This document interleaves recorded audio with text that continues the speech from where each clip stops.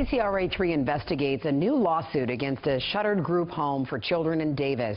Tonight, for the first time, the parents of one of the children at the center of some of the harshest allegations are speaking out. I can't imagine how a child could be gone all night long, 11-year-old. We have been following these accusations of understaffing and poor management at the Families First group home that led to more than 500 calls to police. And tonight in a KCRA3 investigation, Brian Heeb speaks with a couple who say their lawsuit is about more than just money. This is the story of a Contra Costa couple who say their son, then 12 years old, was the victim of sexual assault when he was living at a Davis group home. I have never cried so much in my entire life. I can't even put words to the feelings that I had. I was in shock. I don't even know that I was coherent. They've filed a civil lawsuit against Families First Incorporated and 2 of its employees for negligence, emotional distress, and fraud. It's not okay to do kids like this, especially kids that are born into situations where it's not their fault that they have these illnesses. We are protecting the identity of the parents because of the alleged crime and the victim's age. Their story begins in 2005 when the couple adopted a then 4-year-old boy. They say they provided him with a loving home, but over time, they say it wasn't enough. When you say special needs, we think, okay, that means that they need love and support and a sense of family and structure and safety. I clearly didn't understand the magnitude of his needs, and we were willing to try anything. A lively boy with a talent for art. Very artsy. I mean, he's an incredibly creative child. They say their son was mentally immature for his age. He also had various emotional and learning disorders. By the time he turned 11, the couple say they saw no choice but to try a group residential treatment center. It was the hardest decision to this day that I've ever had to make in my life. In March of 2012, they moved their son into EMQ Families First in Davis.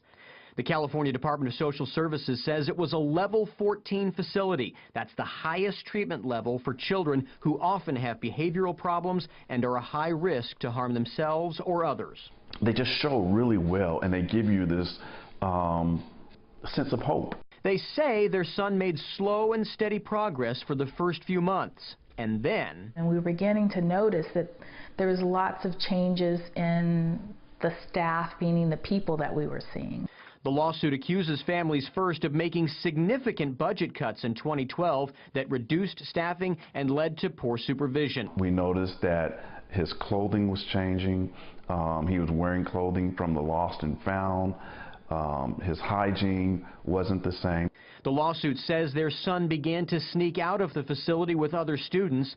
The first time it happened, the parents say they only found out because their son called and told them the next morning. They immediately brought him home. I can't imagine how a child could be gone all night long, 11-year-old. He returned to Families First after the parents say they were reassured staffing issues would be addressed.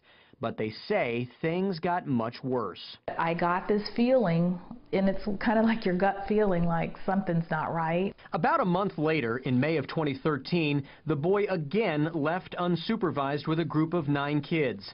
The group went to a nearby park where, according to state documents, he was forced into sex and beaten up. I just lost it. I mean, like, I can't even tell you. I think just everything probably went blank. I mean, I had no words. I couldn't believe it. I went through an array of emotions, upset, very angry, somewhat denial that this can't be happening, that this is a dream. Families First declined to speak with KCRA3 Investigates for this story. A spokeswoman said the company doesn't comment on pending litigation. But in June of 2013, the State Department of Social Services moved in and revoked the license for the home in Davis. The state then gave Families First a chance to earn back a probationary license. In a legal agreement with the state, the company admits some children were able to leave campus without permission. It says on more than one occasion the home did not bring on duty additional staff members to prevent or shadow each child who was trying to leave. Families First also admits that in some incidents it did not timely report to the state and other authorized representatives. But the agreement with the state makes no mention of the sexual assault allegations, which brings us back to the family that's suing the group home. We have not given up on him. We will not give up on him. The couple say they are suing to help pay for their son's ongoing treatment, but there's another reason too. My husband and I have to be a voice. I mean, many of these children are wards of the state, foster care kids, and they don't have anybody to speak on their behalf. Who's going to speak for these children? Brian Heap, KCRA 3 News. EMQ Davis closed the group home in September of 2013. It still operates other facilities across California. And if you have an idea for an investigation, you can email Brian Heap or Kevin Oliver at KCRA Investigates@kcra.com.